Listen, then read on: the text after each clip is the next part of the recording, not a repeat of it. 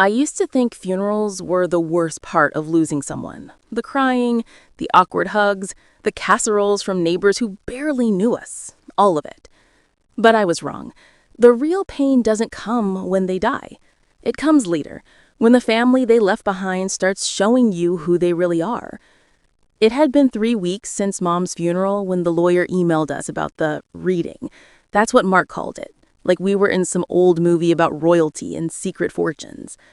"I'll make the reservation," he texted in the family group chat. "Best steakhouse in town." Mom would have liked that. Sure, she would have. Mom hadn't eaten red meat in 15 years. Still, I agreed, because that's what I always did. I agreed. I showed up 5 minutes early, like always. The hostess recognized my name from the reservation list and led me to the private dining room. Mark was already there, standing near the head of the table with a glass of whiskey in hand. He looked the part. Polished, confident, that fake smile he wore whenever he was pretending to be the responsible one. "Laura," he said, his voice too loud for the small space. "You made it." "Yeah, didn't want to miss Mom's big finale." He laughed, but his eyes flicked away. He hated when I said things like that, when I reminded him that behind the polished family facade, there was rot underneath. Chloe arrived next, 15 minutes late, wearing a white coat that probably cost more than my rent. She air-kissed my cheek, left a cloud of perfume and pity behind, and immediately complained about parking.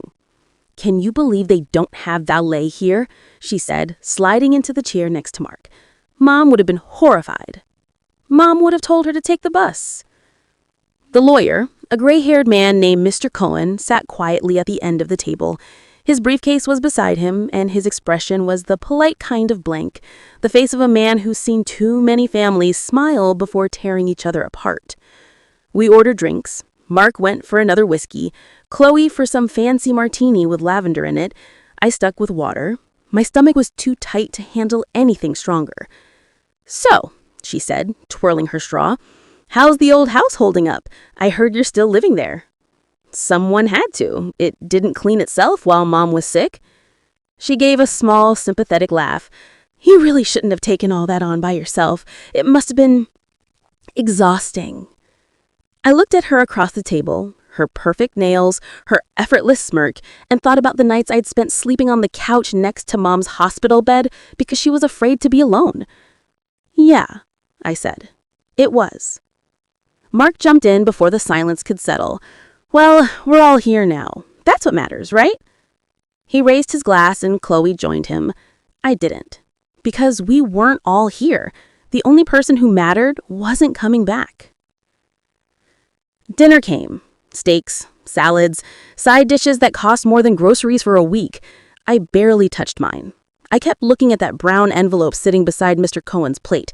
It looked harmless, a thin slice of paper and ink, but I could feel its weight pressing down on all of us. Finally, after dessert plates were cleared, Mr. Cohen cleared his throat. "If everyone's ready," he said softly, "we'll begin." Mark leaned back in his chair like he already knew what was coming. Chloe smiled politely, the way she did when she was waiting for a compliment. And me?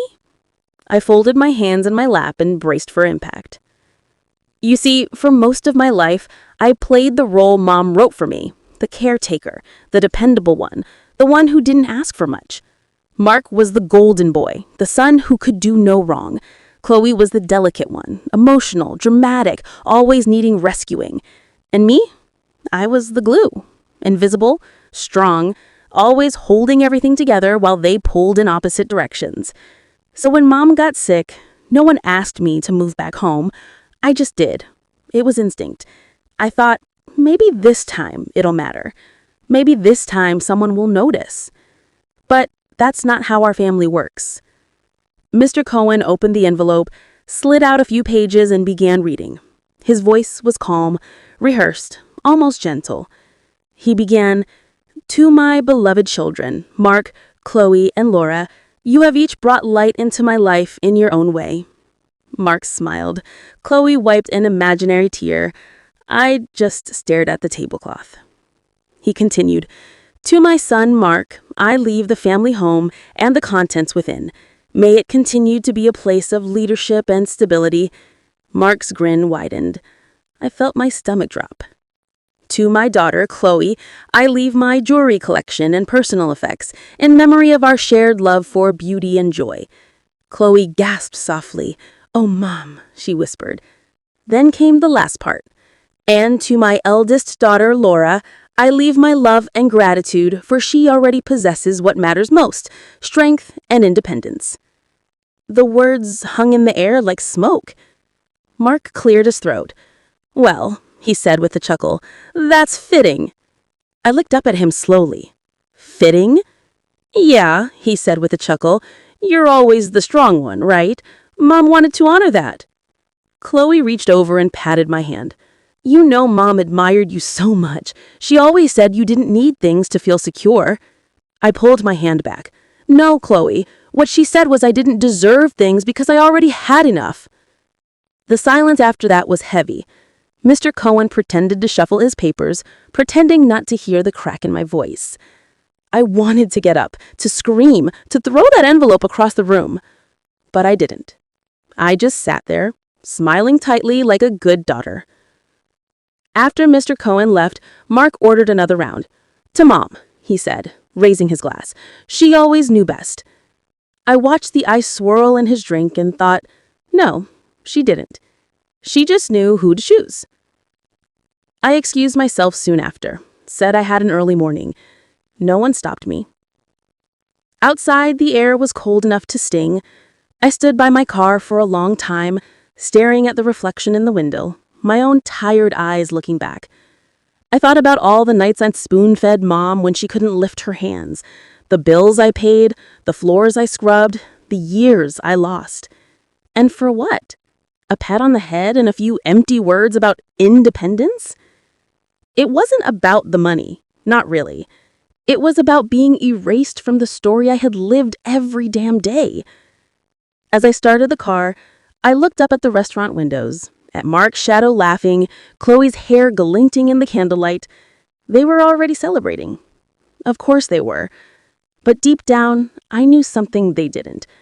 Mom may have chosen them in her will, but she left her secrets with me. And I hadn't even opened the sewing box yet. I didn't go home that night. I drove around town for hours, the snow starting to fall, the radio whispering songs from the 80s that Mom used to hum while folding laundry. Every street light felt like a memory, every turn a mistake I'd made trying to please her. When I finally pulled into the old house, the driveway was buried under a thin sheet of frost. The porch light flickered. It always did, ever since Dad died, like the house was breathing in its sleep. Inside, everything smelled faintly of lavender and medicine. Mom's scent, the kind of smell that sticks to the wallpaper long after she's gone. I tossed my coat on the couch and went straight to the sewing room. It used to be Mom's little kingdom, her safe place. Thread spools lined the wall like soldiers, fabric folded with surgical precision. And there, on the desk, was the old wooden sewing box. The one I hadn't been able to throw away. It was scratched, the brass latch half broken, but it had always been there, sitting in that same spot, waiting. Mom used to keep needles and buttons inside, but after her diagnosis, she stopped using it. She'd just rest her hands on it sometimes, almost protectively. I sat down in her chair, tracing the grain of the wood with my fingers. Something about it felt different tonight, heavier. I opened it carefully. Inside were the usual things, old scissors, a spool of blue thread, a silver thimble, but tucked underneath, wrapped in faded cloth, was an envelope. My heart skipped. It was addressed to me, in Mom's handwriting. The envelope was thin, the edges worn like it had been handled too many times. I hesitated before opening it. Some part of me wasn't sure I wanted to know what it said. But curiosity always wins, doesn't it? Especially when it's all you have left. I unfolded the letter slowly. My dear Laura, if you're reading this, then I'm gone.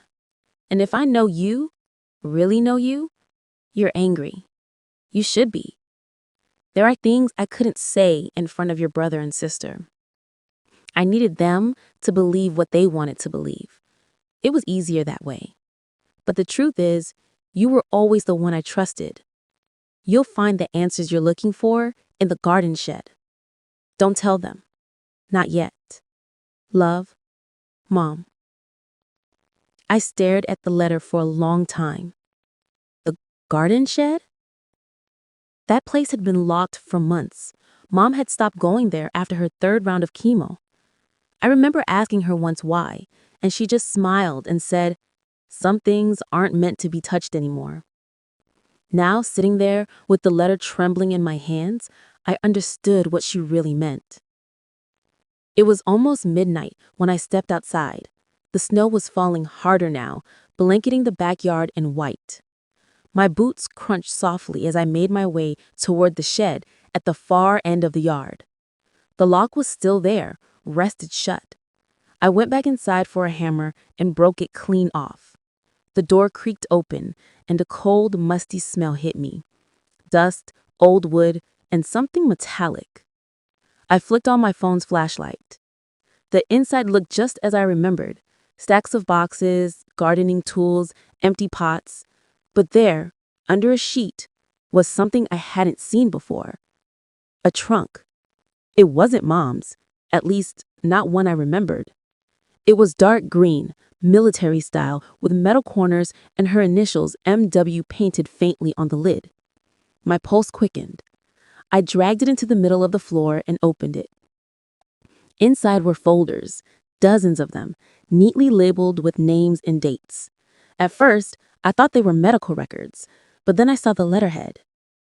Cohen and Associates, Estate Division. The same law firm from dinner. I picked up the first folder. It was Chloe's. Inside was a document, a trust agreement dated 2 years ago. It listed all of Mom's jewelry and luxury items already transferred to Chloe's name. The next one was Mark's. The house, the stocks, the investments, all reassigned months before Mom even died. And then there was mine. A single page. Personal account balance, $0.00. I sat down hard on the cold floor. So it wasn't the lawyer's doing. It wasn't even Mark's manipulations. Mom had planned it all. While I was cooking her meals, cleaning her sheets, holding her hand through chemo, she was quietly rewriting her will. My throat burned. I felt stupid, like a child still believing in fairy tales, still thinking love was a currency that could earn you something. But then I noticed something else. A small metal key taped to the bottom of my folder. Under it, a note in Mom's handwriting again. "You think this is the end, Laura, but it isn't. Look deeper. The truth isn't what you've been told." I froze. The key looked familiar. Small bronze with a heart-shaped bow. I'd seen it before. Hanging from Mom's necklace. Except that necklace wasn't with her when we buried her. Mark had taken it. I stayed in that shed until dawn, sitting among the boxes, trying to make sense of it all. My tears had frozen on my cheeks by the first light hit the horizon. Mom had lied. But why? What truth was she talking about? Was it guilt, regret, or something darker? I went back inside and spread the files across the kitchen table. Page after page, her handwriting appeared in the margins. Notes, dates, scribbles. She'd been hiding something big, something that scared even her. There were bank transactions under Mark's name that didn't make sense. Large sums withdrawn and loaned to a company that didn't exist. Chloe's jewelry insurance papers had fake appraisals attached. And then there was an unmarked folder at the very bottom. No name, no label. Inside was a single photo. Mom, standing next to Mr. Cohen, smiling. And behind them was Mark. The date stamped on the back, 6 months before she died. Under the photo, a line written in Mom's handwriting. "If you're reading this, trust no one." I froze. My body was shaking, Not from the cold this time, but from clarity. My mother hadn't trusted her own children, and now she was dragging me into the mess she left behind. The last thing I noticed before putting everything away was the small bronze key still sitting in my palm.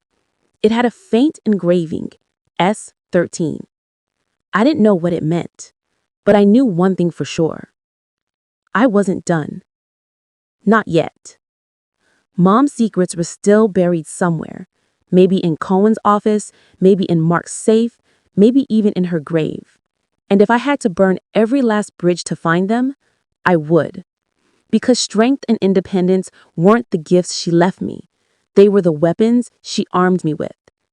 And for the first time in my life, I was ready to use them. I didn't sleep that night. Every time I closed my eyes, I saw that photograph. Mom, Mark, and Mr. Cohen smiling like they were planning a surprise party. Except the surprise was my life falling apart. By morning, my head was pounding. I brewed coffee strong enough to burn, sat at the kitchen table, and stared at the bronze key again. S13. I kept turning it between my fingers, hoping it would tell me something. A locker key? A safe deposit? A storage unit? Then I remembered something. Mom used to keep all her important things at Stanton Storage, right off Highway 13. S13. It hit me so hard, I almost dropped the cup. The drive there took 15 minutes, but it felt like hours. The sky was gray, the roads slick from melting snow. I pulled into the nearly empty lot, my heart thudding like I'd stolen something. Inside, a young man in a faded blue uniform looked up from the counter. His name tag said Eli.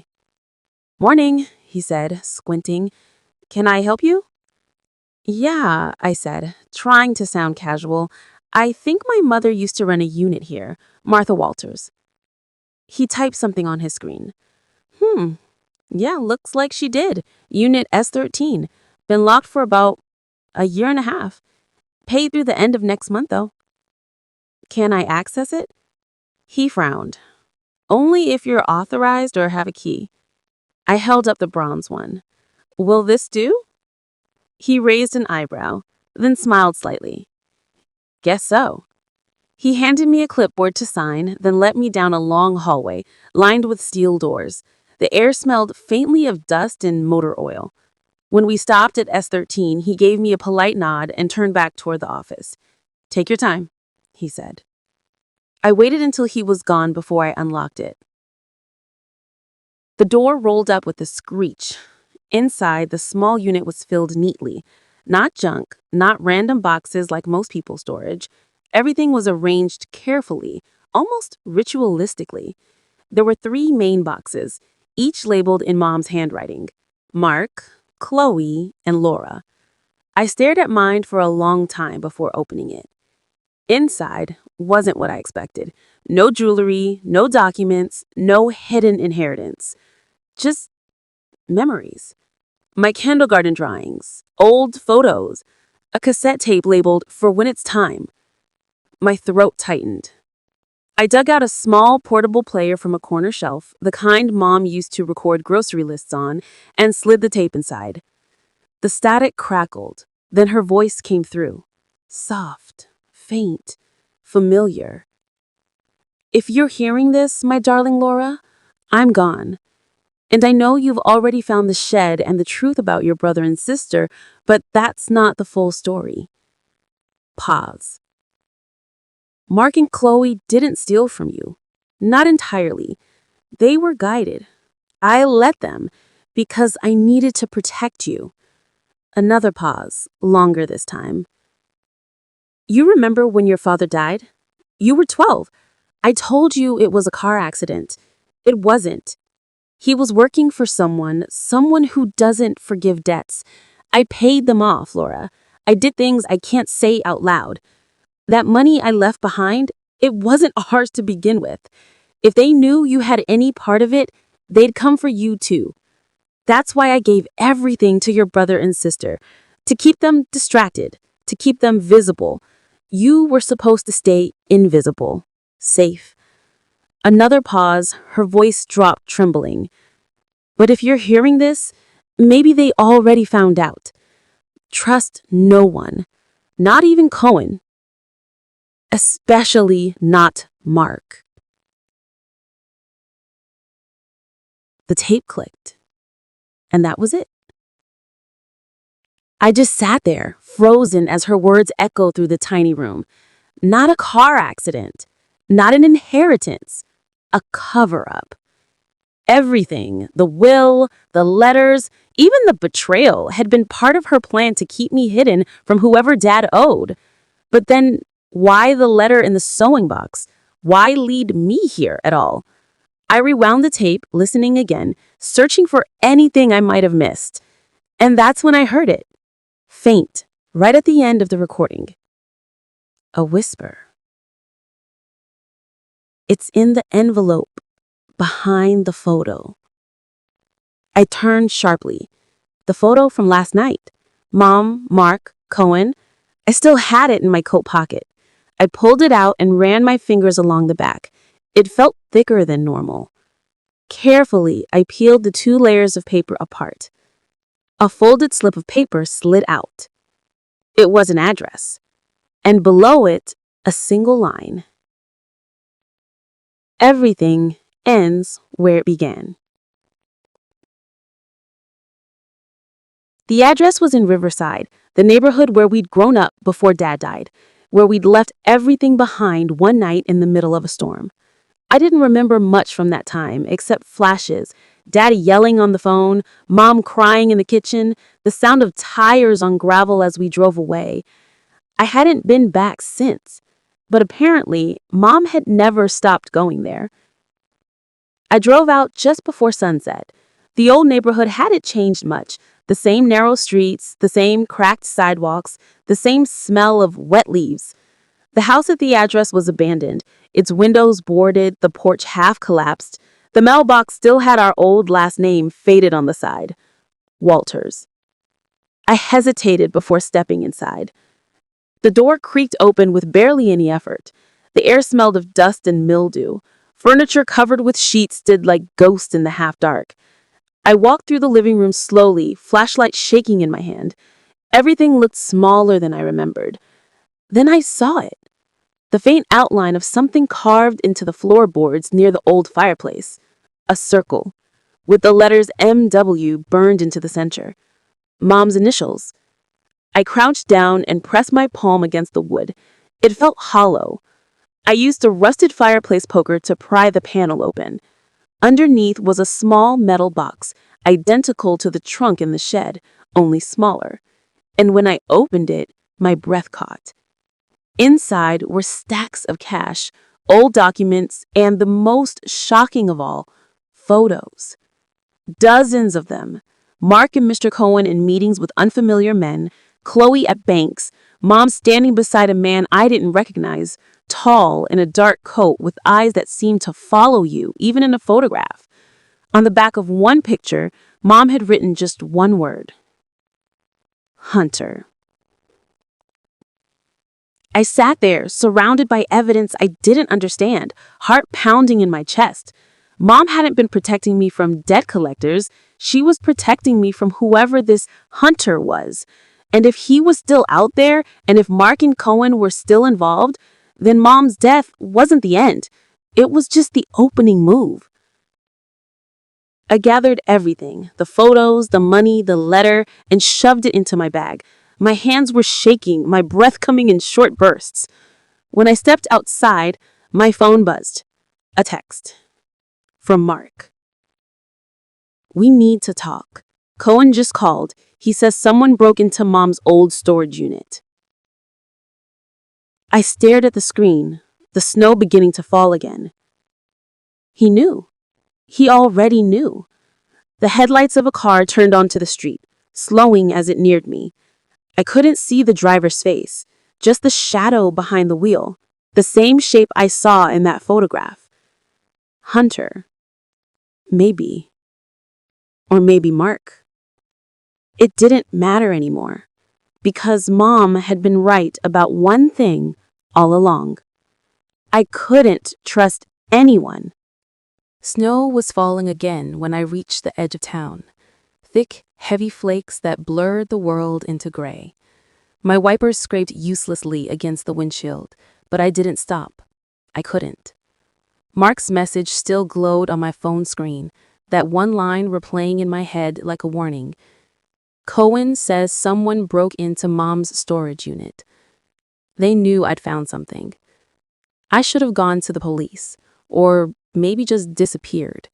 But something inside me, maybe anger, maybe exhaustion, wouldn't let me run anymore. For the first time in my life, I wasn't going to clean up anyone else's mess. I was going to burn it down. Cohen's office sat on the edge of the old business district. Tall brick, black windows, quiet street. I parked across the road, waited for my pulse to slow down, then slipped inside through the back door I knew he always left unlocked. The hallway smelled like dust and expensive whiskey. The floor creaked under my boots. I kept to the shadows until I reached his office. The door was ajar. Voices inside. I froze and listened. She's not supposed to have it," Mark was saying, his voice low but sharp. "You said it was gone." "I said it should have been gone," Cohen replied, calm as ever. "Your mother made copies. I told you we couldn't control her forever." A pause. The sound of glass clinking. Mark again. "If she found the Riverside house." "She did," I said, stepping into the doorway. Both men turned. Mark's face went white. Cohen just sighed, like he'd been expecting me. "Laura, you shouldn't be here," he said quietly. "Neither should you," I replied. "Considering Mom's letter said trust no one, especially you." Cohen gave a faint, humorless smile. "Martha loved her riddles." "No," I said. "She loved her secrets, and you helped her bury them." Mark stepped forward. "Laura, just calm down, okay? You don't understand what's happening." "Oh, I think I do," I said. "Mom's dead, and you and Cohen have been sitting on whatever she was hiding. Probably cash, maybe blood money, whatever it was, you two were in on it." He flinched. That tiny flicker of guilt. I saw it. Cohen poured himself another drink, like this was just business. "Your mother wasn't the saint you think she was. Neither was your father.